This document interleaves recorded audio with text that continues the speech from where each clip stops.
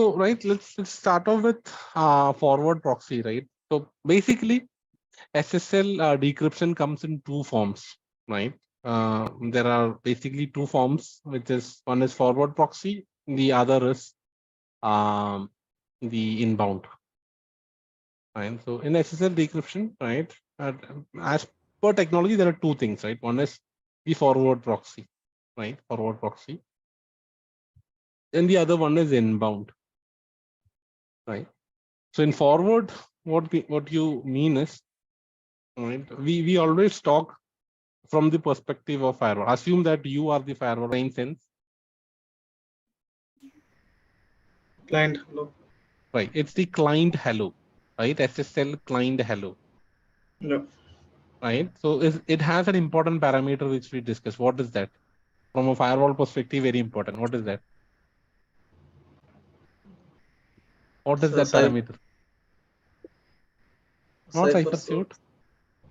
Yeah, cipher suits are important, but from a URL filtering perspective, we talked about it. Uh-huh. SNI. Correct. SNI, server name indication, right?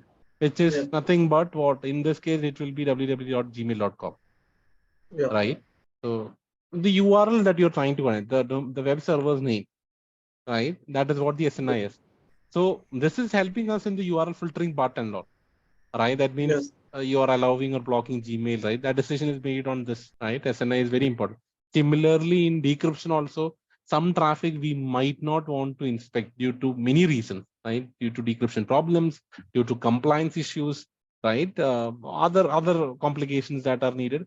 We might decide not to decrypt certain traffic. So we need to tell which URL traffic which you don't want to decrypt. So this SNI is very important in that, right? The decision whether to decrypt or not is based on the SNI or the URL categories. Or you can basically go for all, which you never can do actually. Right? There will always be exceptions, right? So a client hello is coming. So what happens here is the firewall will evaluate, right? Identify that this is an SSL application and it is towards gmail.com, and it will see if there is a decryption policy match. So to enable decryption, you need a decryption policy. A policy is needed. So decryption policy match has to be there for this URL or the category, right? And we are saying, okay, decrypt all, right? Gmail or Google traffic. We have a policy. So what it does is it's going to send the client hello there. You can modify this. It can go to as it is received, or it will be basically modified. Basically, it will be modifying it, right? That means in the decryption policy, there is something known as a decryption profile where you can alter some things, right? That means the ciphers, the encryption algorithm that you use in ciphers, the hashing algorithm that you use in ciphers, it can be controlled. The SSL TLS version that you use, let's say client is sending TLS 1.0, we don't want to use that, right? We want to restrict only to TLS 1.0. That is possible. So you can tell your firewall to make modifications on behalf of the client so that, right, the firewall can modify payload data in this request, right? So if you're sending with SSL version 1.0, right, the firewall can actually modify and send a new request towards the server where it contains TLS 1.2, right? So those kinds of possibilities are there, right? So basically, right, for simplicity's sake, let's say, right, there is no complication there, right? We are sending the request directly. So there is a client hello, but definitely there will be changes, right, in the working as such. Why? Because the cipher, the client random CR function and all will be different, right? Client random that the client sends might be 1, 2, 3, 4. Here it might be different, right? 164, right, let's say it's different. So you can make changes, but ideally, right, not so significant, right? This is not where the actual magic happens. It's the next message is from the server, right, to back. What will be that? What is that message in SSL? Server hello along with the certificate. Right. The server hello payload and a server certificate. So asking you this, Gmail server, right? Gmail server is sending you a server hello, a server certificate. That certificate will be signed by whom? What do you think? The certificate that Gmail is presenting, who will be the root CA who signed it? Any certificate authority? Who would be that? Give a random example. Um, like might be anything like third party, some DigiCert or Right. It might be any well-known CA, right? Any third-party yeah, CA that you know about. It can be Verizon, it can be DigiCert, it can be GoDaddy, right? Any yes. well-known CA. But in case of Google, Google is its own CA. Google has a CA also. So they sign it with Google CA only. Okay. For if you take Yeah, Facebook, for example, it uses DigiCert, right, to sign their certificate. So basically, all public web servers will use a public CA, right? Their certificate will be issued by a public CA, yeah. right? So the certificate is coming. So what key does the certificate contain? It's public key. Only the public key, right? Only the public key is sent to us, right? This Yeah, is the public key of the server certificate is there, right? And the signature is also digital signature is also there in the certificate, right? The CA digital yes. signature is also there. Cool. So we get this. So what the firewall does is, right? Firewall will read the certificate, right? So let's say this is the certificate that Google is sending. So it will have common name equals gmail.com, right? Then SAN value, right? Star dot google.com, right? Then expiry would be there, right? Valid from valid to date, right? That is start date and end date basically, or expiry. Then Yeah. other OCSP parameters, right? Then there will be CRL distribution points. There will be the digital signature, the signature algorithm. A lot of values are there, right? So these are all the attributes in the certificate. So what your Yes. firewall does is it will read the certificate that the server presented. It will copy all of these values. It will understand all of this. And what it will do is it will create a new certificate. The firewall will generate a new certificate, which will be signed by root CA. This root CA that we have on the firewall, right? We will be creating the company's own root CA certificate on the firewall. This It's certificate with the self-signed, right? public, yeah, it's a self-signed certificate, right? It's Yeah. signed by itself. It's a Yep. certificate authority which is signed by itself, right? Yes. And the public and the private key, right, of the certificate is available on the firewall, Okay, got it. right?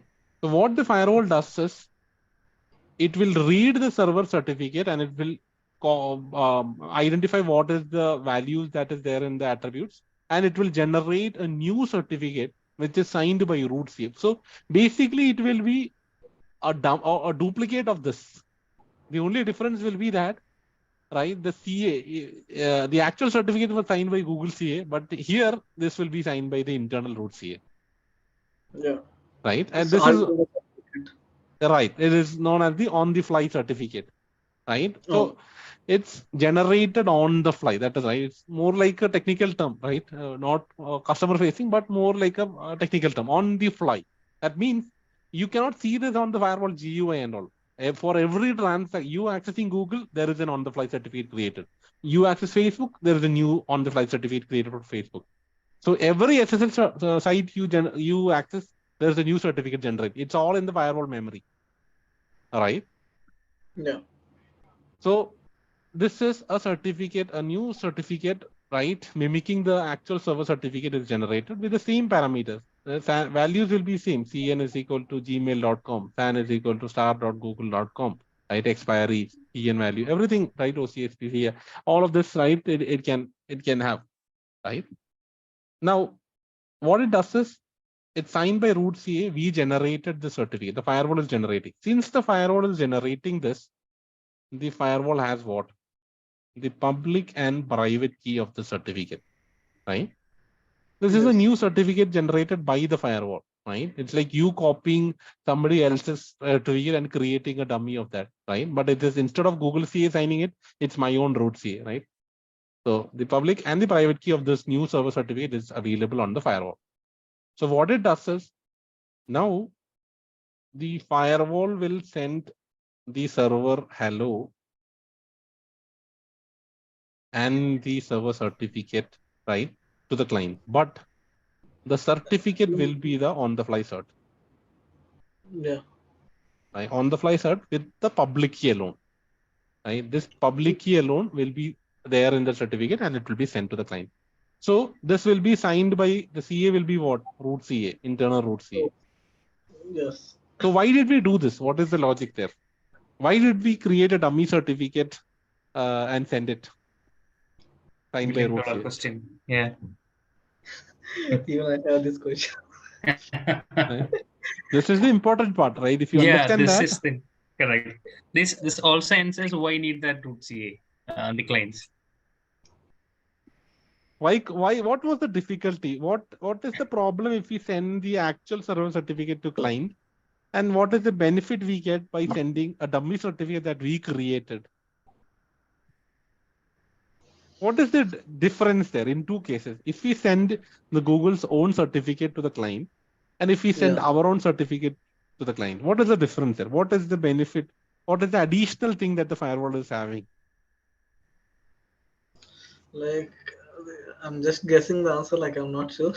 I think if like this firewall will validate this Google certificate, and if there is any error, it will directly drop the traffic there instead of sending to the client. Okay, but that is you're talking from after decryption perspective, security perspective. Yes, as you said, right? From Google, some malicious traffic is coming, we'll block it. The client will never get the packet. Agreed. But I'm asking from Like, a if you don't, decryption perspective. What is the benefit that you're getting? Right? What is the difficulty, right? If you send the Google certificate to the client, and what is the benefit that you get when you send a custom on-the-fly cert instead of actual Google certificate? okay, we can't read that encrypted text directly without this root certificate. Like this here, the root certificate is decrypting the traffic. Root is the root. So is the root certificate decrypting it? Does Gmail have, or let's say, does Facebook have DigiCert CS certificates for private key and all? No, right? No, DigiCert is not going to give the CS keys to anybody else. Yeah. Okay. Okay. Right. We'll hold on. No worries. Right. I mean, when you go to the next step, you'll understand why. So Okay. instead of the server certificate, now we are sending a new on-the-fly certificate with the same parameters. Only difference is that the CA is now different, right? It's root CA. Now, what happens here is when the client gets this, right? It is the client behavior, right? As part of SSL handshake, the client has to validate this, right? That means the client has to actually check, right? For what do you call the so when the client gets the certificate, right?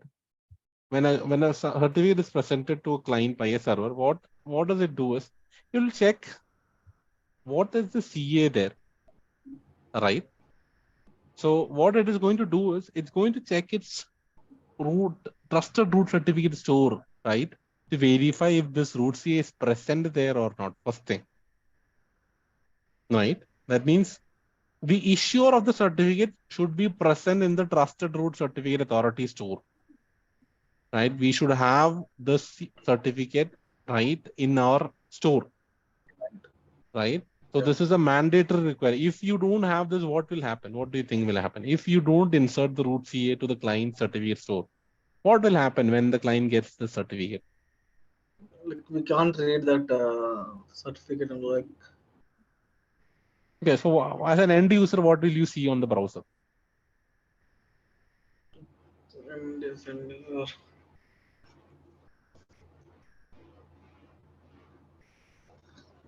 Will the web page load or not? First thing. In the initial go, will the website open up or not? it will not load. Okay, agreed. A website will not open up. What would Yeah. be the error that you would see? Something like this. Check the network connection from proxies. No, it will be unknown CA or untrusted CA, untrusted root certificate, right? Typically, depending on browser, it can change, but typically it is unknown CA or untrusted root certificate. The client Okay. is complaining that the CA is not trusted by the client. You're presenting a certificate signed by some root CA. I don't trust this guy, right? So but you always have the advanced option to proceed, but an end user will get alarmed at that stage, right? Certificate error should not be visible at all. So this root CA is a mandatory thing. You should have this on the store, client store. So what happens is, right, you know about the digital signature. When the client is getting this certificate, right, it will check the root CA store, ensure that it is the present. What it does is the certificate will have something known as what? The digital signature, right? So the digital signature is nothing but a certificate, right? The hashed certificate, right? Which is signed by the CA private key. So what they will do is they will just use the root CA, right? In your certificate store, the root CA is present with its public key. Using this public key, the certificate hash, the digital signature, right, can be verified, right? You use the public key and you get the hash. And what the client will do is client will calculate the hash for the certificate, the actual server certificate, and compare it with the hash that is there in the digital signature. If both matches, that means it is signed by the same root CA and it is trusted, right? So it is trusted if it is present in the store, and it is verified by verifying the digital signature, right? By taking the certificate hash there, right? So this is one important thing, right? Root CA should be present on the client, right? Else it will throw an error, untrusted or unknown CA. Now what happens is, once this is verified, right, there are also other parameters that it checks. CN or the SAN value should match with what you entered on the URL bar, right? You typed facebook.com, but you're getting a certificate with CN with google.com. It will throw an error, CN mismatch error, right? All of that is there, right? That means what is the URL you're trying to access, right? The request URL should match with either with CN or SAN, right? It should match. If not, it will throw an error also. Okay. So ideally, everything will match. We tried accessing Gmail, right? CN is gmail.com. It is matching root trusted, signed by root CA, which is present. The digital signature verification also is successful. So now what the client does is it will generate something known as the pre-master key, right? Client calculates the pre-master key, and what does it do? It shares that pre-master key along with the. It's encrypted, right? Pre-master key is encrypted using what?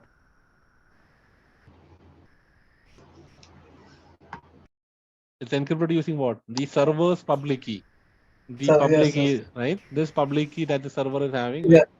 Encrypted using the server's public key, right? So pre-master key is the symmetric key here, right? The public key of the server is the asymmetric key pair here. So the pre-master key, I'll call it PMK1, right? The pre-master key 1 that the client generates is encrypted using the public key of the server, which is this key that we generated, right? This new certificate was generated. The firewall has this public and private key pair. Only the public key was sent to the client.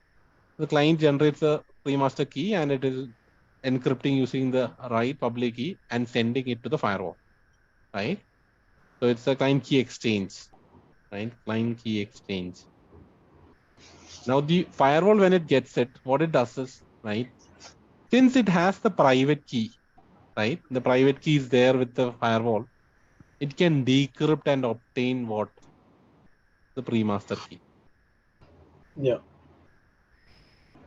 The logic why we use the certificate is to get this private key. If you had sent Google certificate to the client will encrypt using the Google's public key. We cannot get this pre-master key without having Google's private key, which Google will never share it to us. Right? We are generating this new certificate so that it is a new certificate with new asymmetric key pair, and we are sending the public key to the client so that the client is generating the pre-master key and encrypting using the public key that we have given, so that we can decrypt using our private key, which we have. So we are creating a new set of keys and the certificate just to ensure that the private key is with us so that we can get the pre-master key. To obtain the pre-master key, you need to have the private key, right, of the server, which you cannot get if you are sending the direct certificate of the server, right? Google or Facebook is never going to share their private key, right? The whole point of the SSL encryption is lost there. So we are mimicking a new certificate so that we get a new key pair and we are sending the public key. So we are getting the pre-master key by decrypting it with the private key of that on-the-fly cert. Right now we have got the pre-master key. Similarly, the firewall will send the client key exchange payload to the server. Right, it will use a different pre-master key as such. Right, let's say PMK2. Right, and basically it will be encrypted using what? The public key of what? Google. The routes. Right, Google's public key.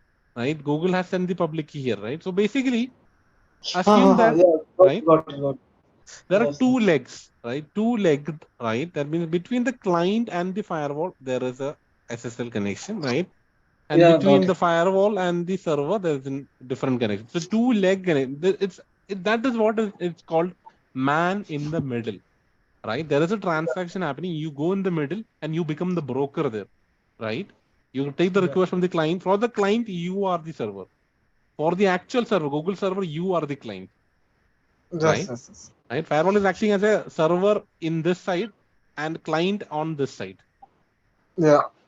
Right, so it's going to encrypt the pre-master key tool with the public key of Google's own certificate. Google. Right, and Google will get the pre-master key, right, using what? Their private key.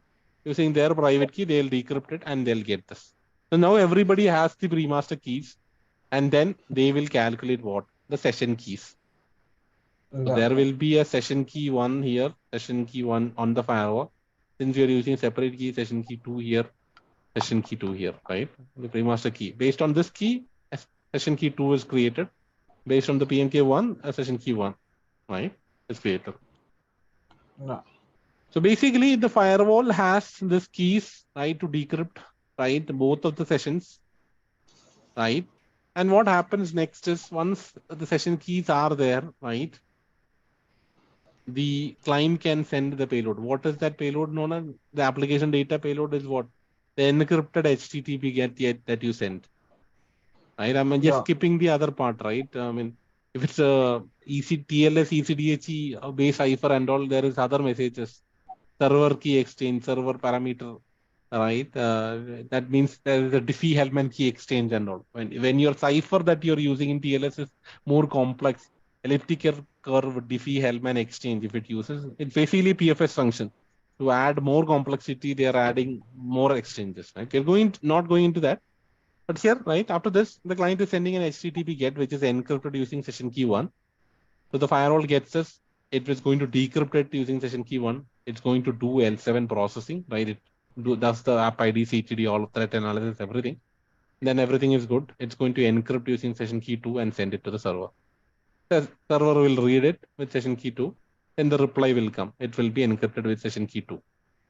Firewall will write, decrypt using the session key 2, inspect, do the L7 inspection, then re-encrypt with the session key 1 and send it back to the client. So session key 1 here, session key 2 here. Two sets of keys there. The firewall is working. The stage that is working here is the proxy stage. Right? Got it. So why did we use the root CA? Now summarizing. Why did we use the root CA there? What was the purpose there?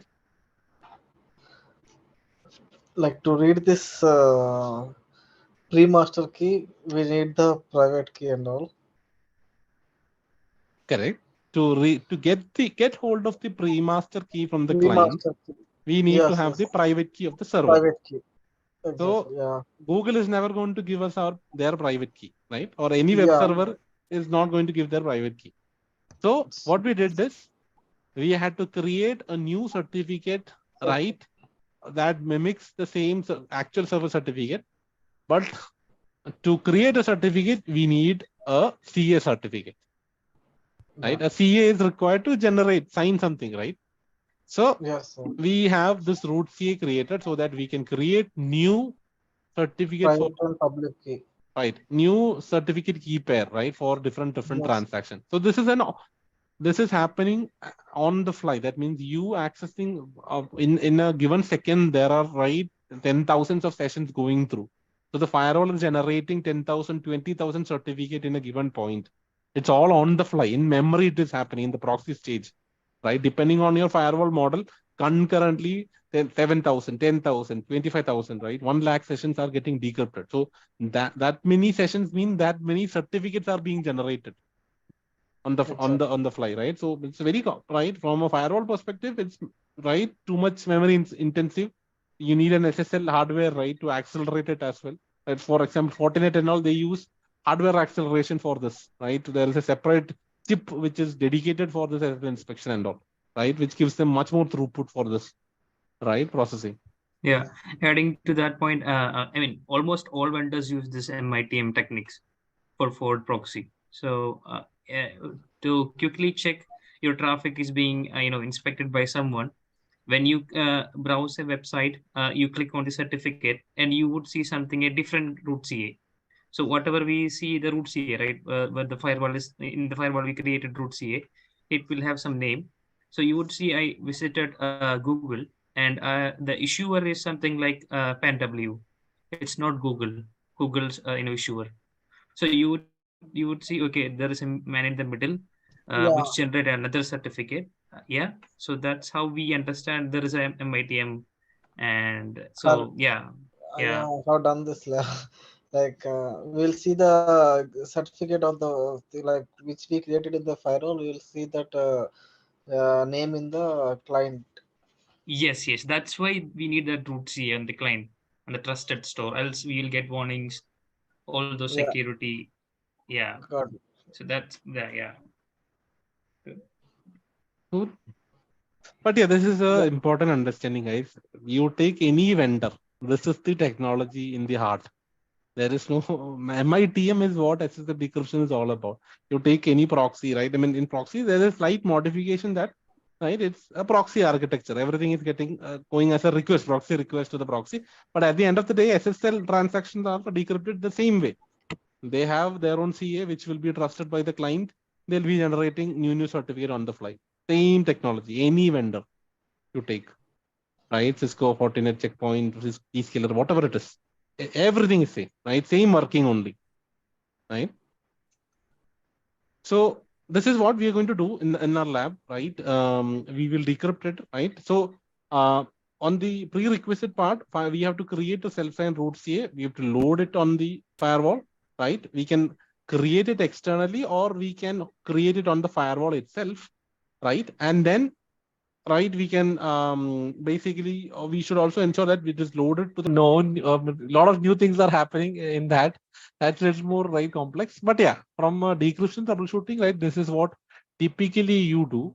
But if you're working with TLS 1.3 and all, right, then this logic might not work. Why? Because your packet capture all the payload that you see here, right? These might get encrypted. You can't see any of these details. Certificate even you can't see, right? When you Yeah, do with maybe yeah. we can do another capture TLS 1.3.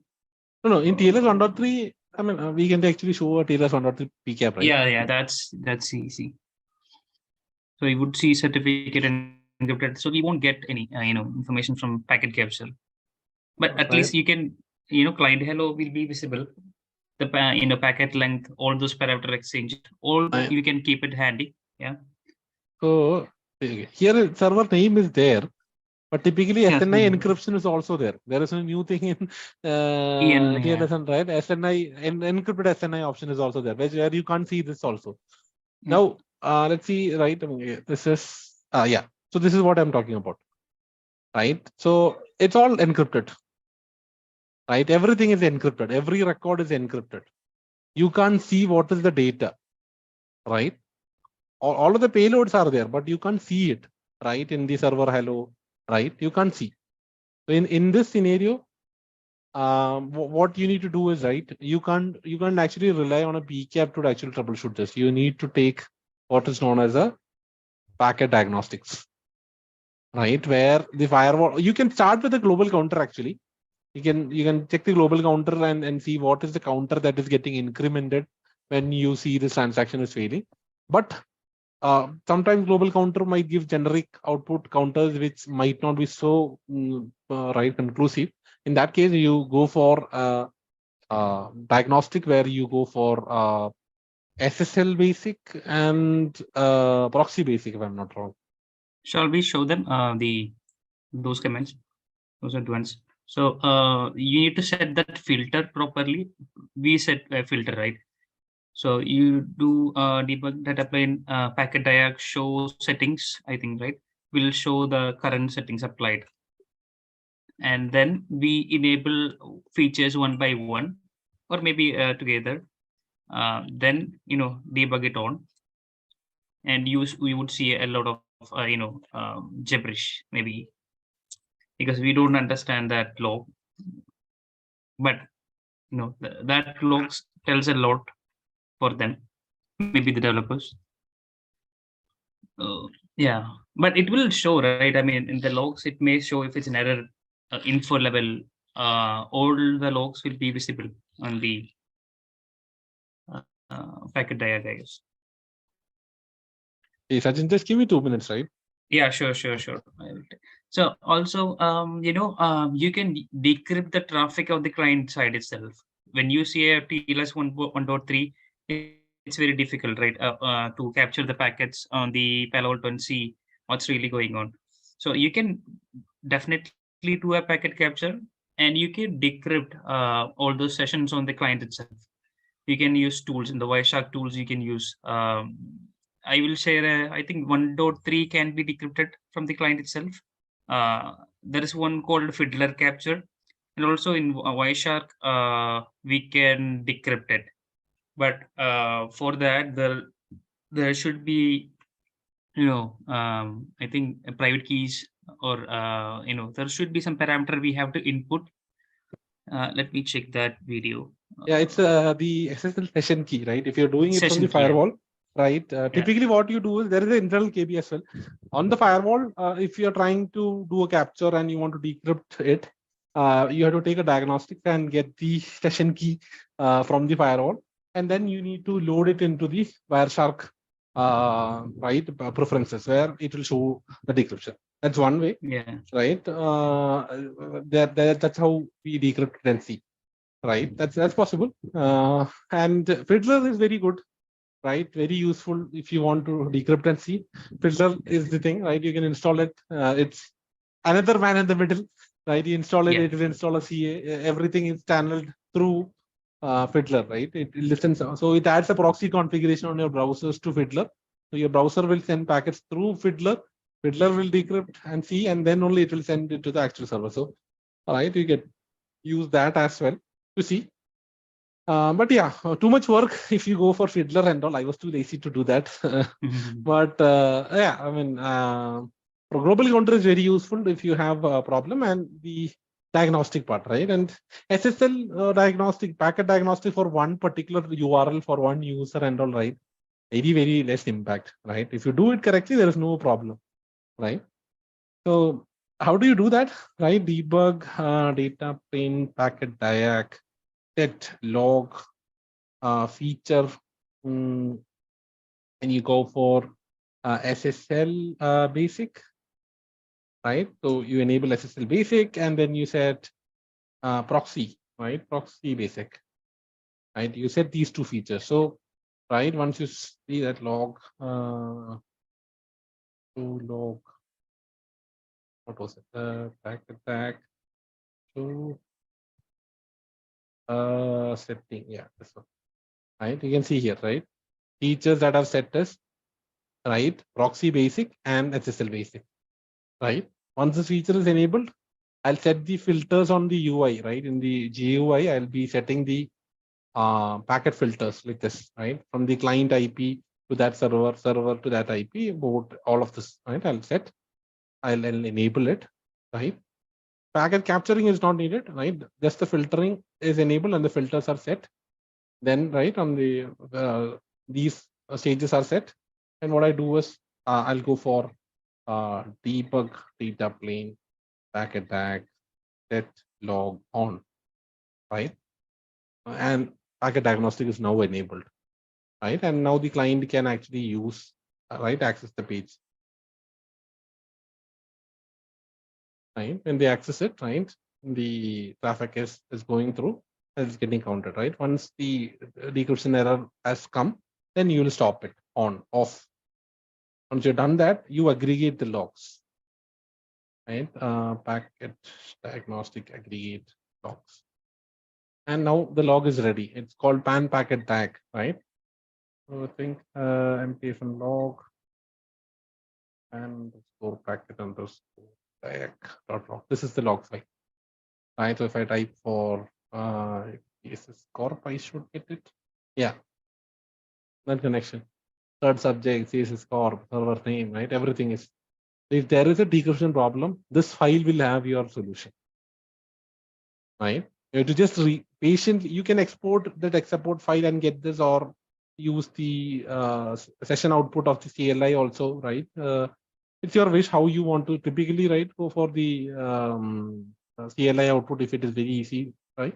Or you can go for the tech support file, which will have this file, pan packet tag, right? And then you have to patiently read through it and find the error. And you will get tons of tickets with the same error. Right? Decryption things are very relatable. You will always find matches. Right? It's very easy to find matches. Right? This is how you do it. Typically, right? For you guys, you might need approval, right, to do it, right? So always get it verified from your technical lead, right? If you're doing it. Nitin, you can also do it. There is no harm in doing it. But the thing is, right? It's diagnostic is a risky thing. The only thing is, right, if you're not too confident, don't do it, right? Let the support guys do it. And if something happens, you can always blame them. Right? So, yeah. Also, you can do it. I mean, you can run shows, running resource monitor and see Right. how is your DP usage. If you're testing it, if there is no user, not active traffic, you can just properly set the filter, narrow it down, so that we only log those packets.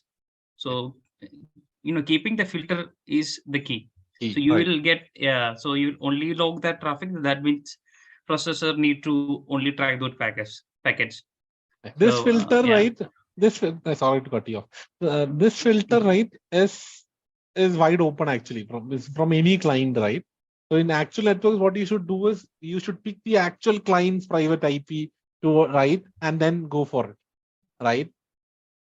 So this is how you should ideally go for it, right? Be as specific as you can. Don't keep anything as a wild card there, right? Always be specific and use. So the very specific this filter, the more easier the right? Else it will start. If other traffic matches with your filters, the logging will be exponential and will cause DP to go high, right? And typically, right, support should already know that, right? You guys should already know that, right? Typically, this output is needed for you guys, right? Before you run it, and right, so running resource monitor output is needed. Make sure, right, you're not going under 85, right? Sorry, above 90, 85 is okay, I would say, but yeah, typically, right, depends on people to people. 85 to 90 and now, thing. If you think the resource utilization is going, right, don't do it, right? Better to do it during a non-business hours, right, after hours and all, right, or take a maintenance window and do it. Right, there is a huge high chance that, right, you can think. But yeah, if it is well below 80 and all, go ahead, no problem. Make sure that your filters are airtight and right, do it. Right, or for Nathan as well, you can do it, right? Not being thick, but main thing from a customer perspective, what I feel is sometimes, right, when you have the data also, you might not be able to understand it, right? So in support, typically what they do is, right, they might see a keyword error, this is the keyword, but they don't know it. What they'll do is they'll copy and search in their internal, right, Salesforce database, where they can see similar tickets, where they will read through the tickets and understand what that error means. Whereas an end user, it's very difficult for you to actually get it, right? So if I search this keyword in the internet, I will not get any output. Why? Because this is internal to Palo Alto.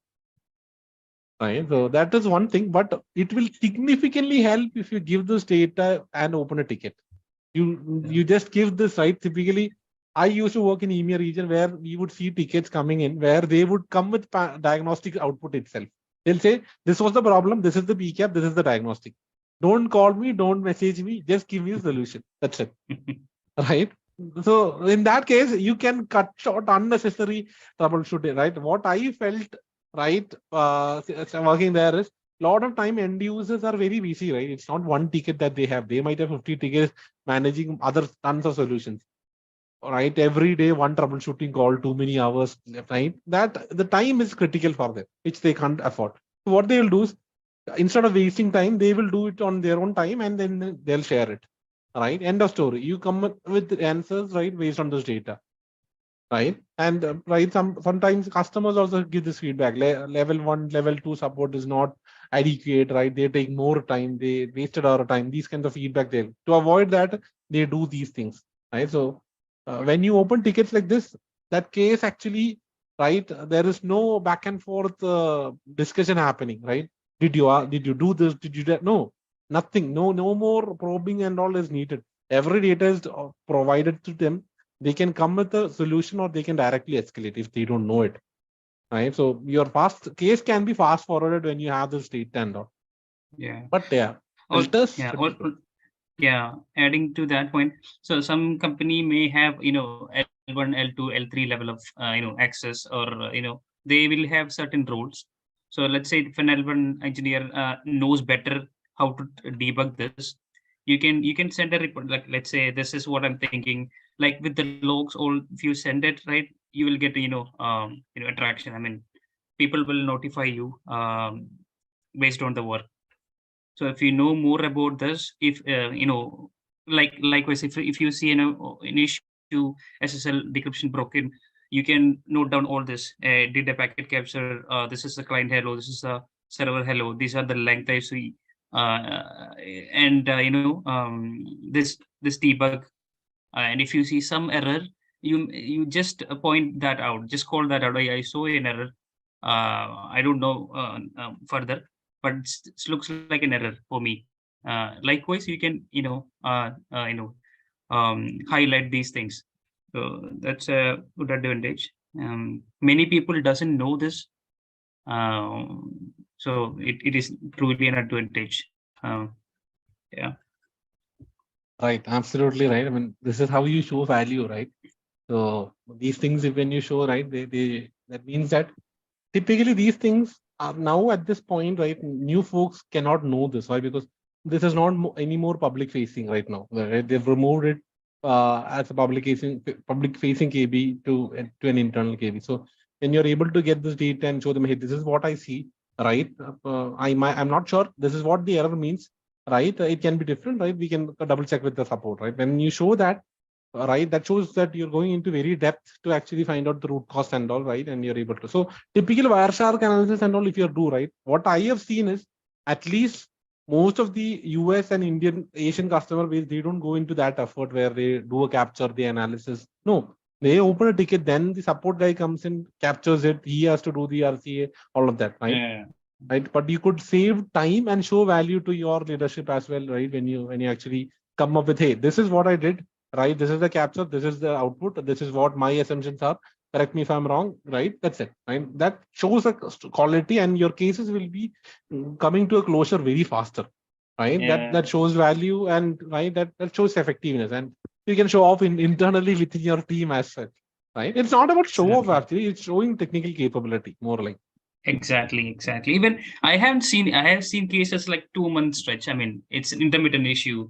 Customer is not available, tag is not available. Right. It's like it Right. will extend. So if Yeah. you pitch in there and do this effort, that will be really great in terms of visibility, in terms of your eagerness to learn all things.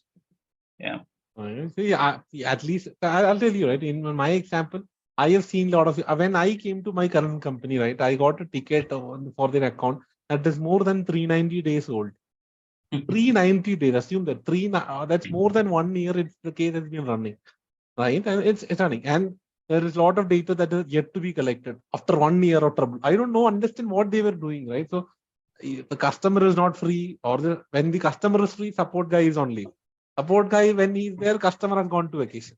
These things are right happening, and it's a bloodbath there. So these kind of things avoid, right? That is what you see in EMEA actually, right? In Europe region, customers, when they open, right, because of language barrier and all of that, right, they don't want to interact with support too much.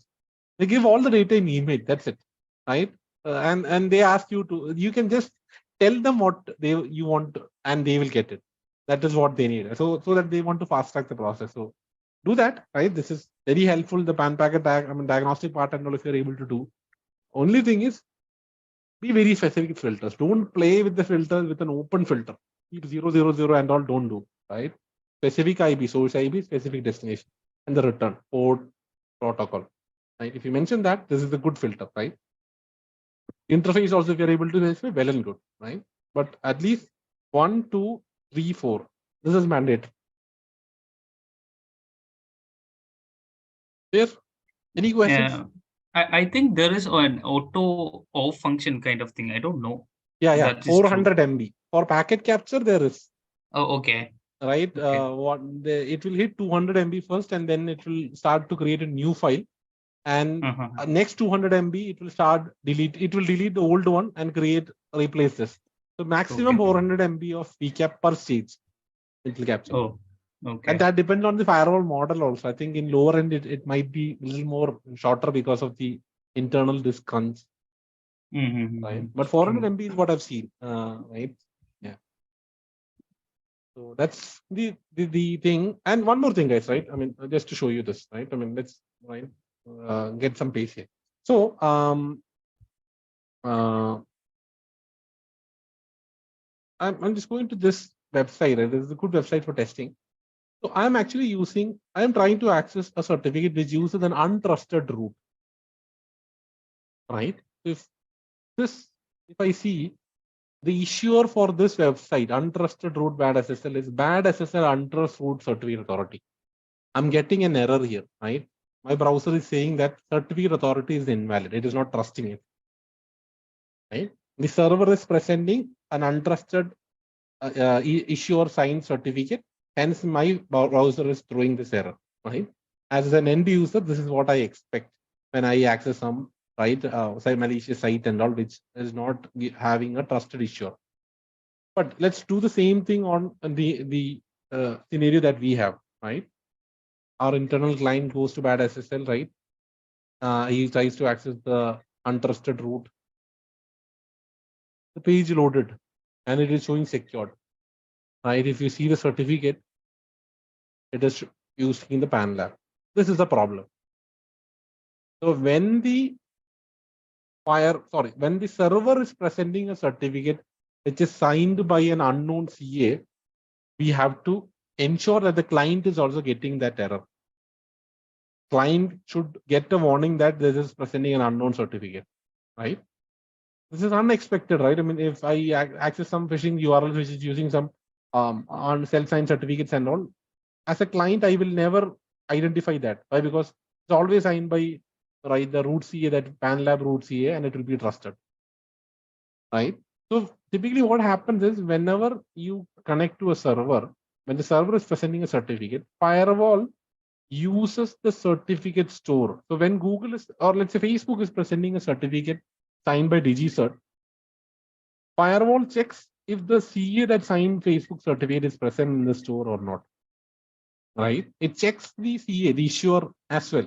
So if the server is presenting an untrusted issuer, right now we don't have a method to inform the client.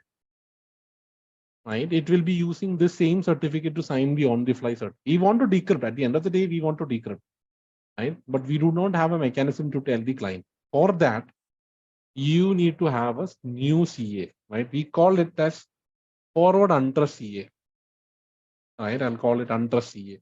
Right? So this is a CA certificate that is there on the firewall. It's a self-signed and it is signed. It's a certificate authority. But this will never be loaded to the client. This should never be loaded, right? It should only be available on the firewall. The client should not know about the CA. And I have to mark it as forward untrust certificate, right? Forward untrust.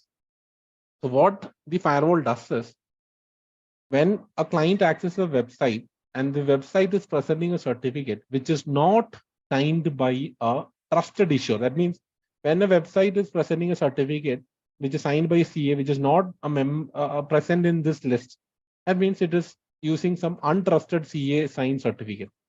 Then what the firewall does it, it will create the on-the-fly cert and present it to the client. But instead of using the trusted root CA, it will use the untrust CA or the forward untrust certificate. So when the server presents an untrusted issuer signed certificate, the firewall will use the untrusted CA certificate to sign the on-the-fly cert, so that the client will get the CA warning, untrusted issuer warning. So the same site, right? I'm going to block it. I'm going to open it again.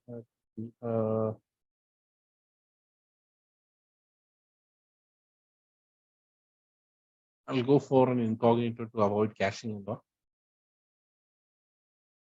Incognito, it will go to untrusted root.